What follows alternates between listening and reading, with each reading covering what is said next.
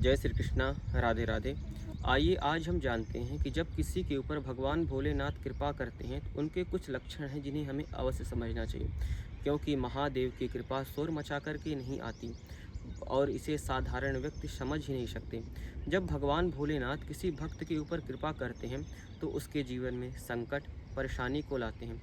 वह देखना चाहते हैं कि मेरा भक्त मुझे संकट में याद करता है कि नहीं याद करता। भगवान अपने भक्त को उस समय पर अंदर से मजबूत बनाते हैं। अगर जीवन में हमारे संकट संघर्ष नहीं होगा तो हमारा जीवन तो व्यर्थ है। अपने जीवन में हम कुछ अच्छा कर ही नहीं सकते और भगवान उसी व्यक्ति का साथ देते हैं जो अपने जीवन में कुछ अच्छा करना चाहता है। कुछ लोग ऐसा सोचते हैं कि जब उनके पास धन होता है, खूब पैसा होता है, तो वह भगवान का स्मरण करते हैं, उनका चिंतन करते हैं। जब अकस्मात वह धन उनसे छिन जाता है तो वह भगवान को भी भूल जाते हैं। यह भी भगवान की एक परीक्षा है। वह देखना चाहते हैं कि जब इसके पास धन था तो यह मुझे याद कर रहा था, जब आज इसके पास धन नहीं है तो यह मुझे भूल रहा है। अगर हमारे पास कैसी भी स्थिति हो, चाहे दुख हो चाहे सुख हो, हर समय पर हमें भगवान को याद करते रहना चाहिए। अब अगर भगवान हमारे ऊपर कृपा करते हैं तो हमारी प्रातःकाल स्वतः ही अपने आप निद्रा खुल जाती है। स्नान करने के बाद हमारे मन में ऐसा विचार आता है कि हम अपना ज़्यादा से ज़्यादा समय भगवान की सेवा में ही व्यतीत करें। उसके हृदय में एक उत्तेजना उत्पन्न होती है और उसके नेत्रों से आंसू निकलने लगते हैं। यह भी भगवान की कृपा से ही होता है। उस समय पर अगर उसने सच्चे हृदय से कुछ कह दिया तो उसकी वाणी भी सत्य हो जाती है।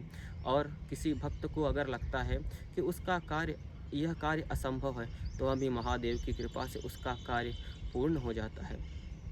अगर महादेव किसी के ऊपर प्रसन्न होते हैं तो उसके जीवन से काम, क्रोध, लोभ, मोह, गाली, नशा इन सबको धीरे धीरे दूर कर देते हैं और उस भक्त का जीवन एकांत में वास करने का मन पड़ता है, क्योंकि भगवान भोलेनाथ स्वयं ही एकांत में वास करते हैं और मन शांत रहने लगता है। जो आज हमारे मन में उत्तेजनाएँ थी, हमारा मन अशांत रहता था, वह भोलेनाथ की कृपा से वह मन शांत रहने लगता है और हमारे जीवन में एक ठहराव होता है।